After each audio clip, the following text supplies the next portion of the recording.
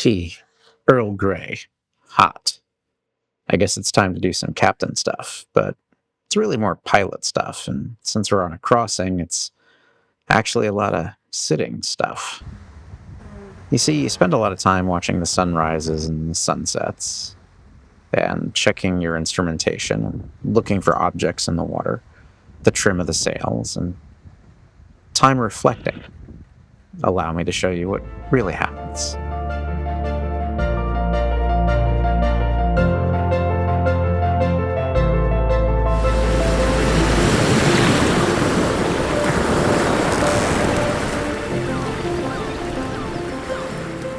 On a three-person crew with 3-hour shifts, you spend a good deal of your time, well, down and relaxing. Like this very meta moment of watching a sailing YouTube channel while making a sailing YouTube channel, while Skipper actually works on plotting.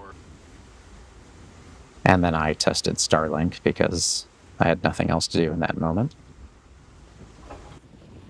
Should always take the time to smell roses and watch sunsets. At least that's my philosophy in life.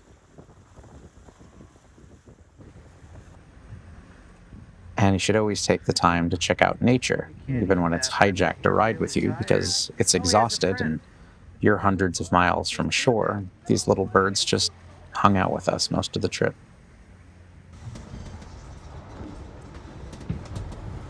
And things change very quickly. For example, this was my view from my cabin as I took a little bit of a nap, only to wake up a few hours later to a completely different sea state.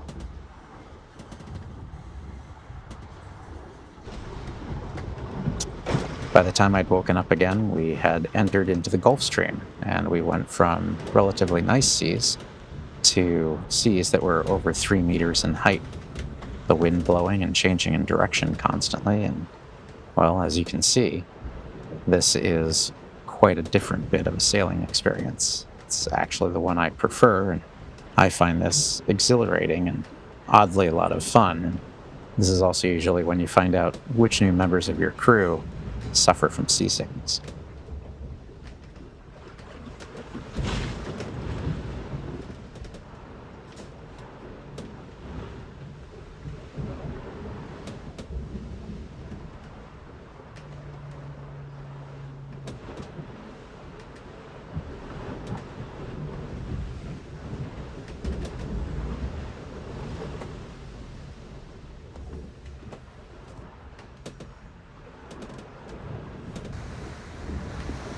The view from the helm is quite similar at night. Here we had the benefit of the full moon, and it allowed me to show you a little bit of the wave action.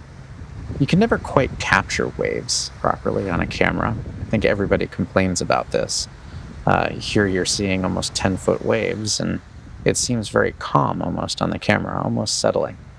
The boat doesn't rock that bad because, well, it's a catamaran, and it's built very well. It is day 4, and it was about 7 o'clock in the morning. I'm an hour into my first shift for today. We are having a great time.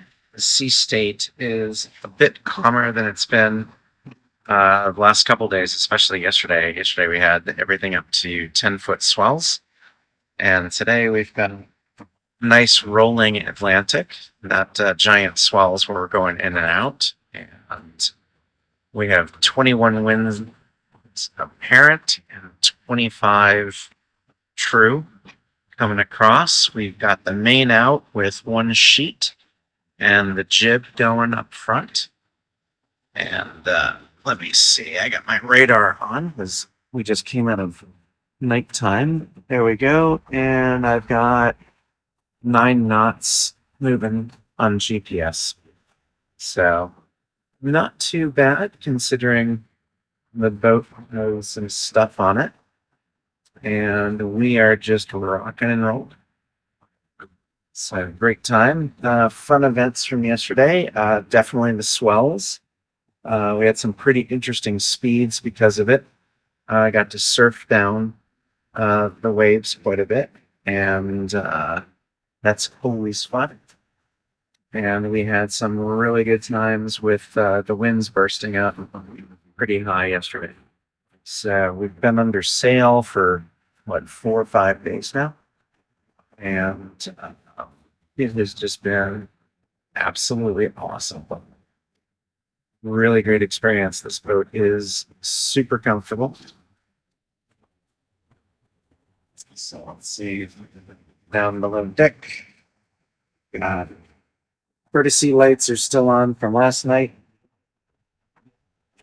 I'll start turning off all that stuff here pretty soon now that the sun is out. Got the nav station in front of me.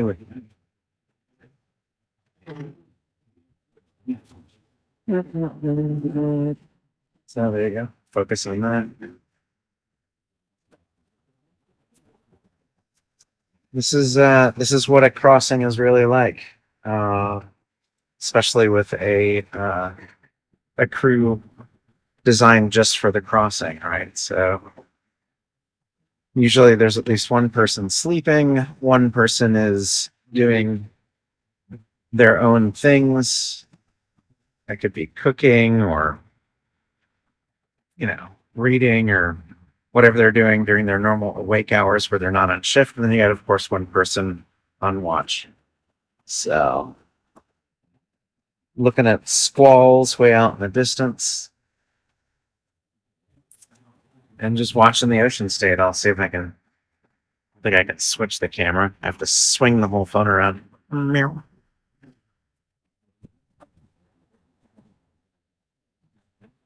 That's the view as we continue our way down to the Bahamas. Woo! It is the morning of Wednesday, which makes us, let's see, Saturday, Sunday, Monday, Tuesday, fifth day on this crossing. And the sun is just coming up behind me, or to my left, I should say. We have much nicer sea state today than we did yesterday. Yesterday there was anywhere between 8 to 10 foot swells. They were super inconsistent. And we had winds all the way up into 30 knots. Today is much better. So far, I would say the swells are like 4 to 6 feet. They're really patterned out, which is nice. It makes for a much easier, more predictable movement of the boat. So if you're walking and so forth, it's a lot easier to time your steps. And we've got 25 true, and we're doing about 21 apparent, and we're coasting along at nearly 9 knots. I've got the mainsail out with one reef in it, and we've got the jib going forward. Wind is on and holding at 120 degrees. So a nice sail right now. And that's kind of where we've kept it for most of the last couple of days as we've been riding in this direction, utilizing the wind and the current to kind of arc ourselves eventually into the Bahamas as we coast past Florida. So pretty cool when you think about it. We've been having good fun making meals and over making food as you do, even to the point that the fresh baked baguettes that were made here on the boat. I think we've got, if I had to guess, like 6 large baguettes for 3 people and a day and a half left. I think we're going to end up giving away bread when we get into the Bahamas. But it's all good. And yesterday was tomato soup day for lunch, and that was awesome. Forgot to make the grilled cheese, but it was cold, and the tomato soup was hot, so that's what we went for. All right, so waited until there's a little bit more light so I could film this for everybody. So if you happen to be on the 6 a.m. Watch, one of the things that you'll end up getting to do is taking the boat from night mode into day mode.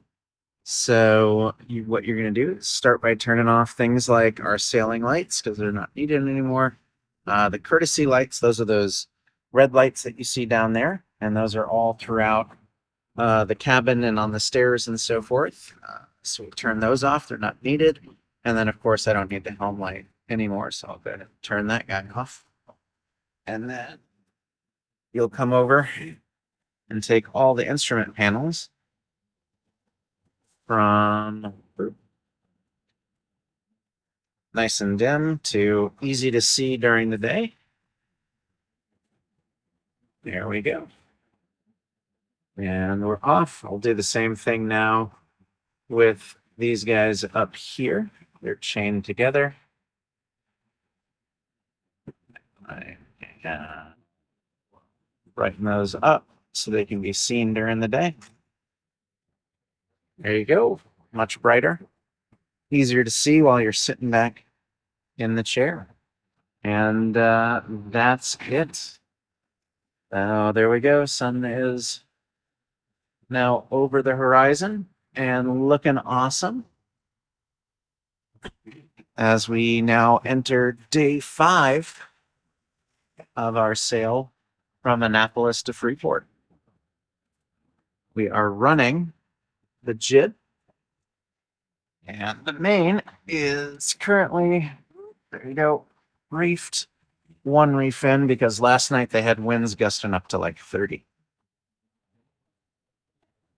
See that was the configuration, and I'm probably not going to play with it for a little while longer just to see how the winds are doing. But right now, we're sitting pretty nice.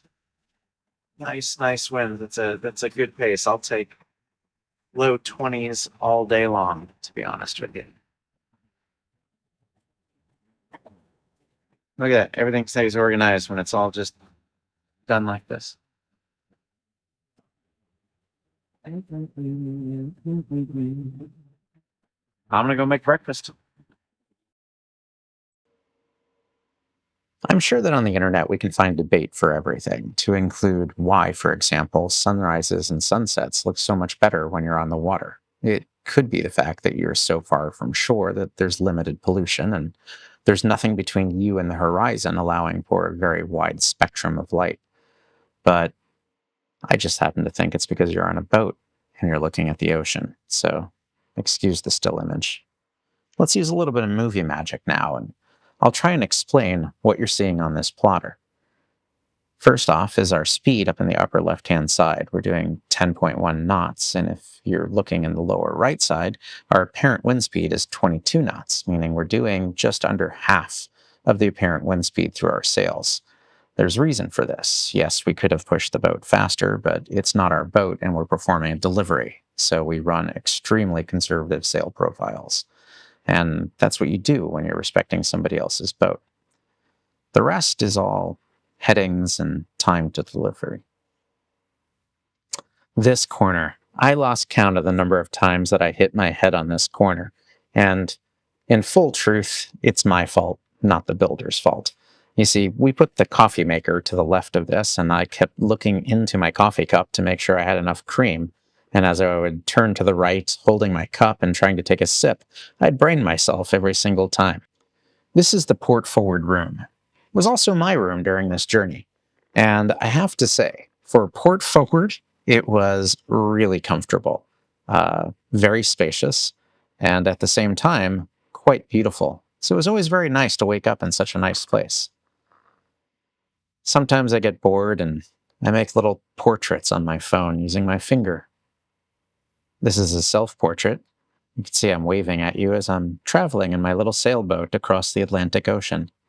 Hello, I'm going to the Bahamas. Would you like to come with me? I make no apologies. This is a hell of a scene if you don't understand what's going on here. That's our skipper, and he's actually wearing a life vest and has clipped into the lifeline on the boat.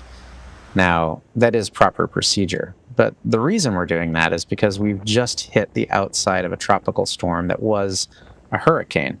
And as you're about to see here on the sea state, as I'm trying to film over the top of the Targa, you will actually see the complete shadow of this X5 and its nearly 80-foot sail against the water wall that's behind us. So that's the best I can do in showing you these sea states, which were 15 to 20-foot waves, which is roughly 5 to about 6.5 meters.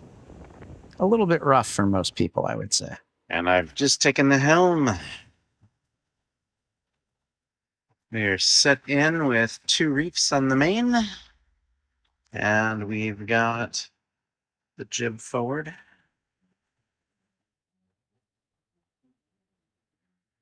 Reading true wind up into 30 knots. If you're a good observer, you might have noticed that the compass no longer has its cover. And that is because in this type of sea state with waves this big, we are actually very concerned on the angle of the boat, which can be measured with the compass.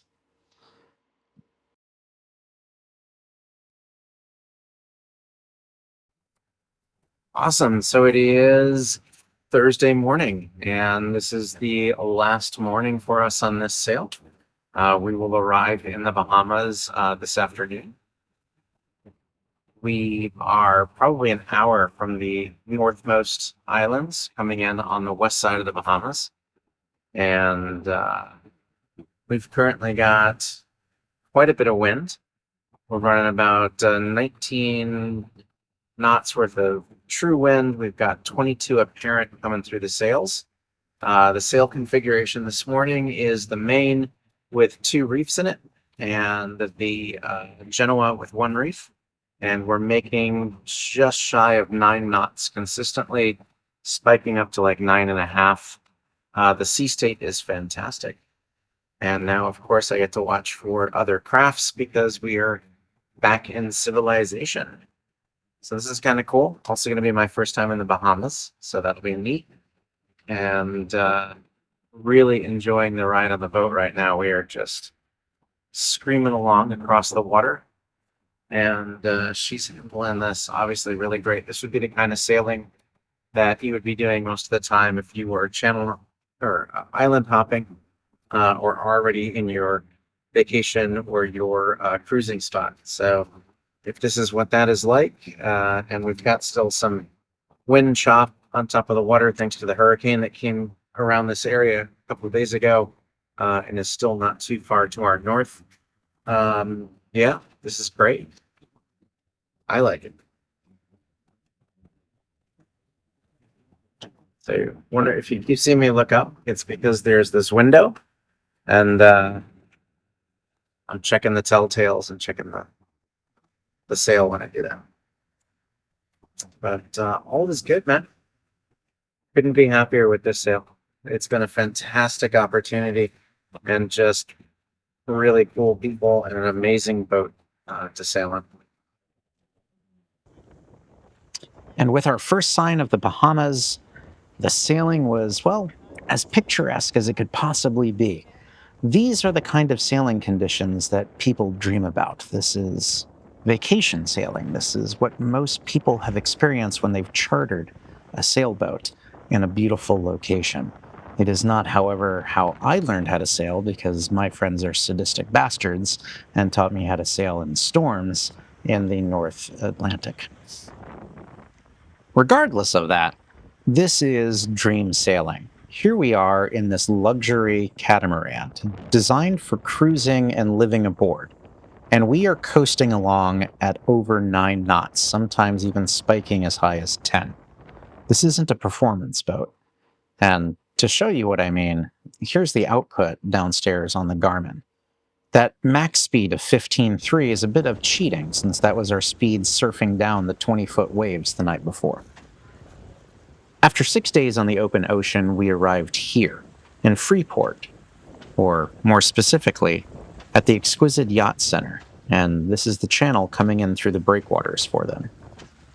It is one hell of a cool experience to come through this area. And as we come to the corner up ahead, we will be presented with an entire marina filled with X5s, all being prepared for the oncoming season here in the Bahamas and in the Caribbean.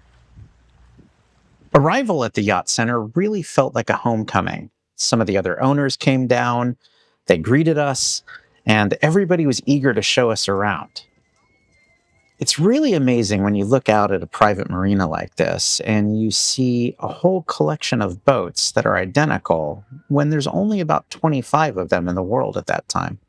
These crazy lizards are everywhere in the Bahamas, and I'd never seen them before, so Excuse the fact that I made some footage of them. The marina is state of the art. And just on the other side are the offices of the staff and support teams for Exquisite. That same tropical storm that rocked us on the last day of crossing was the reason that they actually took down a lot of the sunshades here at the resort. The winds here were equally as strong. And if you remember our little side trip to the Halloween store, well, now it was time for me to unleash my surprise decorations. That's right. I brought all the moving things I could find that made sounds. These skeletons at the bar. Hi, can I have a drink? Yes, a drink. And it was time for real food like this lobster mac and cheese. Or our little excursion the next day to go eat conch.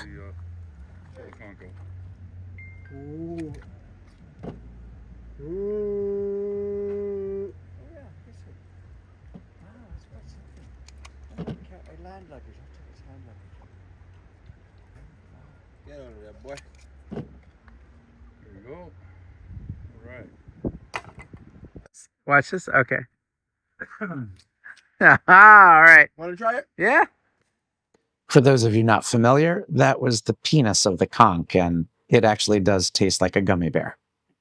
With our delicious conch salads in hand, it was time to take in some of the sights and sounds of the island.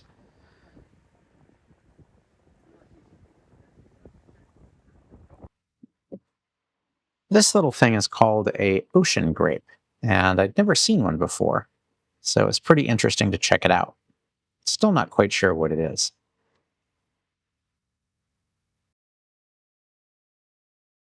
This was my first ever SpaceX launch to see, and I was told by the people here that they see them quite often.